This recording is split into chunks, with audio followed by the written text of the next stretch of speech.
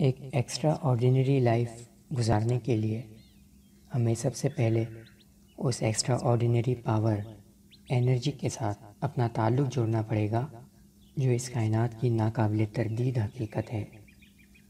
انسان نے اس کائنات پر جب کبھی غور و فکر کیا ہے یا جب کبھی انسان نے اپنے اندر جھانکنے کی کوشش کی ہے تو وہ اس نتیجے پر لازمی طور پر پہنچا ہے کہ ایک فنڈامنٹل انرجی ہے، کوئی بنیادی فورس ہے، قوت ہے، نور ہے، یا ایک ایسی الٹیمیٹ ریالٹی ہے کہ جس کے مظاہر کائنات میں ہر جانب بکھرے ہوئے ہیں۔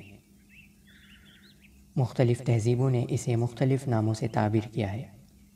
کوئی اسے اسپرٹ کہتا ہے، کوئی اسے ہائر سیلف کہتا ہے، کوئی اسے کاسمک مائنڈ کا نام دیتا ہے، تو بعض لوگ ایسے بھی ہیں جو اسی کو گاڈ کہتے ہیں، جبکہ بعض اسے لائف فورس یا انرجی کہتے ہیں۔ مختلف ناموں سے لوگوں نے اسے تعبیر کیا ہے۔ یہ تمام الفاظ اصل میں ایک ہی حقیقت کے مختلف پہلوؤں کو بیان کر رہے ہوتے ہیں۔ جس طرح جس انسان نے اسے ایکسپیرینس کیا اسی انداز میں اسے بیان کر دیا۔ اب آپ چاہیں اسے کوئی بھی نام دے دیں، اصل بات یہ ہے کہ اگر آپ نے اس سے اپنا تعلق جوڑ لیا جو کہ پوری کائنات کی فنڈامنٹل انرجی ہے، اگر آپ نے اپنے اندر اس حقیقت کو محسوس کر لیا تو آپ اپنی لائف کا رخ مکمل طور پر تبدیل کر سکتے ہیں۔ جب ابتدائی طور پر میں اسپریچول سائنسز کو پڑھ رہا تھا، اس حقیقت کے حوالے سے میں بھی بہت زیادہ اسکیپٹک تھا، کیونکہ مجھے اس کا ایکسپیرینس نہیں ہوا تھا۔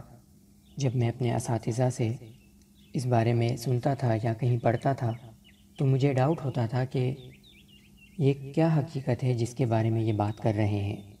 وہ کہتے تھے کہ انسان کے اندر ایک ڈیوائن انرجی موجود ہے، مگر وہ انرجی کیا ہے؟ جب تک آپ اس کو ایکسپیرینس نہیں کریں گے آپ اسے بیان نہیں کر سکتے۔ ایک ایسا شخص جس کی بینائی نہ ہو، آپ اسے نہیں سمجھا سکتے کہ سرخ رنگ کیسا ہوتا ہے۔ کوئی بھی مثال آپ نہیں بیان کر سکتے۔ جس شخص میں سونگھنے کی حس نہ ہو، آپ اسے نہیں بتا سکتے کہ گلاب کی خوشبو کیسی ہوتی ہے۔ لہٰذا کچھ چیزیں ایسی ہوتی ہیں جو کہ ایکسپیرینس کرنی پڑتی ہے، اور ایکسپیرینس کے بغیر آپ اس کو نہ ہی سمجھ پاتے ہیں اور نہ ہی اس کو پروف کر پاتے ہیں۔ تو بجائے اس کے کہ میں آپ کے سامنے کوئی طویل فلسفیانہ گفتگو کروں، میں چاہوں گا کہ آپ لوگ اسے ایکسپیرینس کریں، خود محسوس کریں، اور آج کے سیشن میں ہم اس حقیقت کو، اس الٹیمیٹ ریالٹی کو ایکسپیرینس کریں گے۔ تو بغیر کسی تاخیر کے ہم بڑھتے ہیں اپنی پریکٹس کی جانب، آج کے میڈیٹیشن کی جانب۔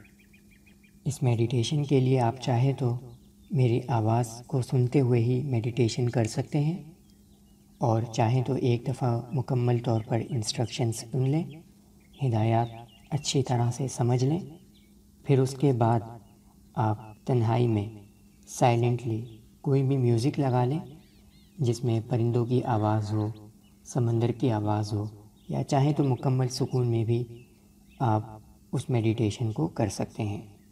تو بڑھتے ہیں اپنی میڈیٹیشن کی جانب، جس میں آج ہم اسی حقیقت کو محسوس کریں گے۔ اس میڈیٹیشن کو کر سکتے ہیں۔